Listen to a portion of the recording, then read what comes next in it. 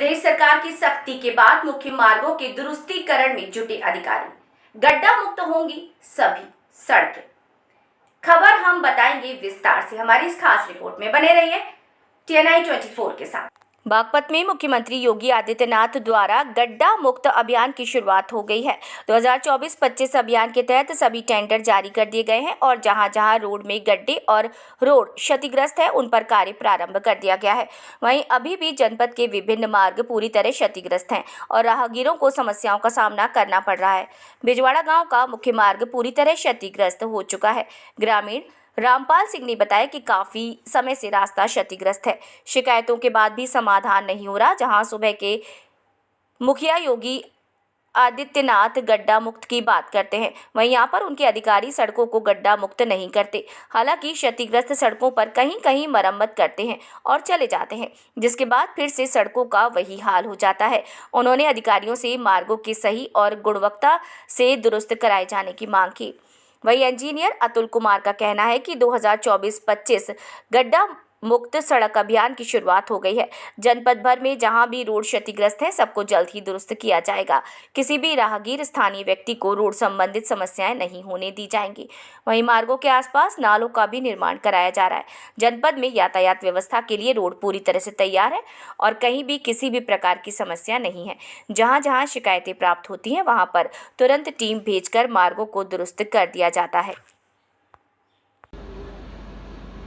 Action साहब, गड्ढा मुक्त की क्या तैयारी हुई, कितनी सड़कों पर अभी काम रहा? गड्ढा मुक्ति का जो 24-25 का हमारा अभियान है वो हमने शुरू कर दिया है।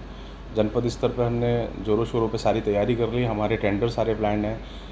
इवन हमारे जो साइट्स हैं वो काम शुरू हो गया है सभी साइट्स पे। जो हमने कैटेगरी वाइज चिन्हित किया है, सबसे जो बड़ी सड़कें हैं उनको पहले चिन्हित करके गड्ढा मुक्त का काम किया है। फिर उसके बाद MDR और फिर उसके बाद ODR भी हमारी जो लक्षित थी वो हमने पूरी कर ली है। अब ग्रामीण मार्गों पे हमारा काम चल रहा है। हमारी जो पूरी गड्ढा मुक्ति में इस बार चिन्हित सड़कें थी वो 93 सड़कें थी, जिनकी लंबाई लगभग 103 किलोमीटर के आसपास थी और उसके सापेक्ष हमें शासन से धनावंटन भी हो गया। तो हम युद्ध स्तर पर काम कर रहे हैं और गुणवत्तापूर्ण काम करा रहे हैं। माननीय मुख्यमंत्री जी के भी निर्देश थे कि त्यौहार से पहले जो महत्वपूर्ण सड़कें हैं उनको गड्ढा मुक्त कर लिया जाए और 31 अक्टूबर तक तो हमें 100% अपने टारगेट को पूरा करना ही है।